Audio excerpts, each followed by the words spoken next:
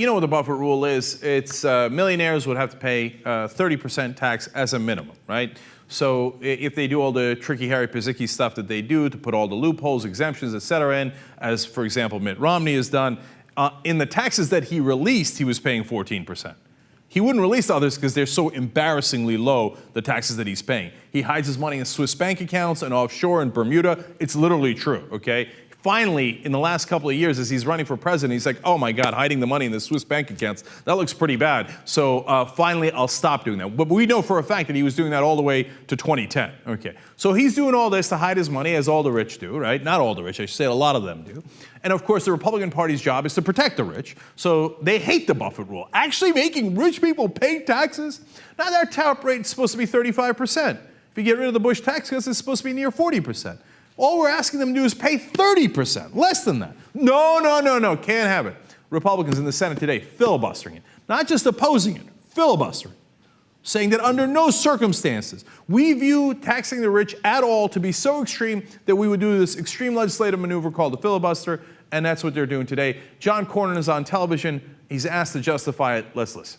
Look at the latest Gallup polling data. 60% of Americans favor it, 37% oppose. But look, given the popularity of this, is it unwise for your party, Republicans, to oppose it?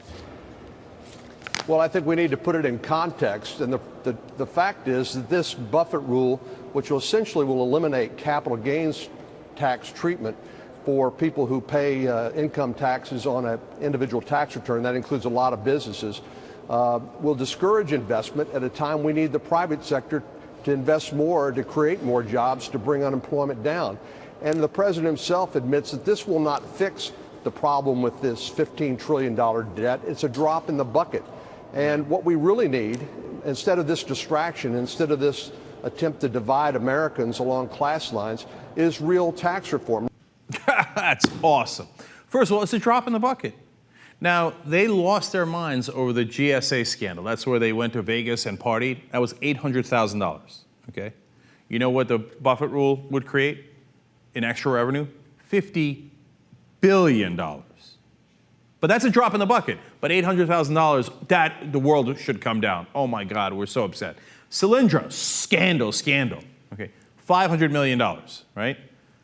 The Buffett rule, $50 billion. Do you understand the scale here? So Solyndra, oh my God, Solyndra, the biggest scandal the world has ever seen. How can you waste government money like that? But $50 billion, oh, that's a drop in the bucket. It's nothing.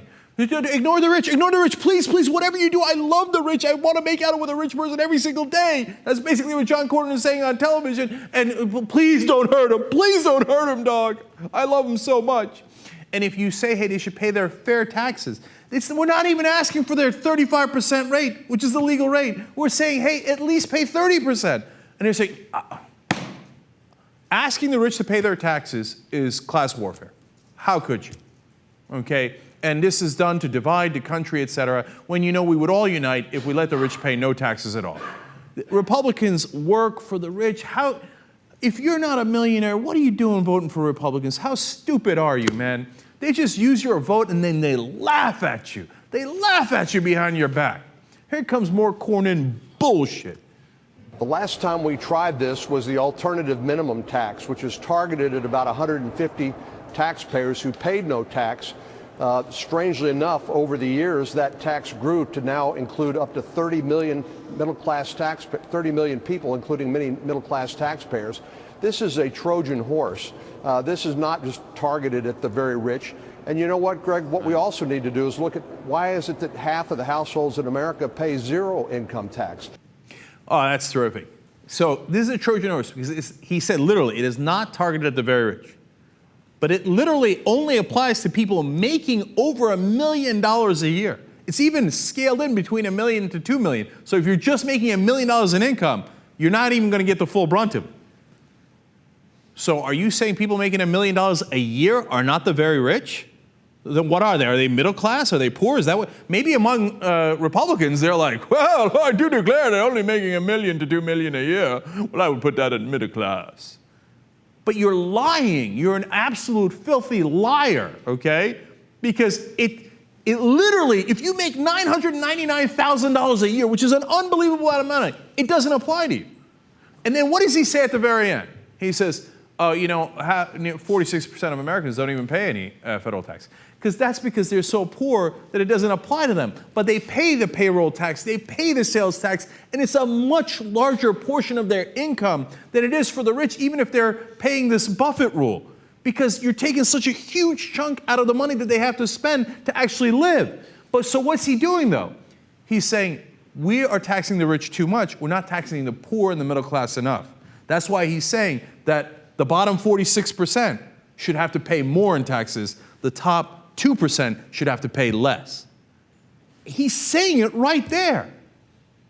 They just have given up any pretense of caring about the average citizen at all. They're just putting their flag and saying Republicans are for the rich. And if you vote for them and you're not among those millionaires, you're a jackass.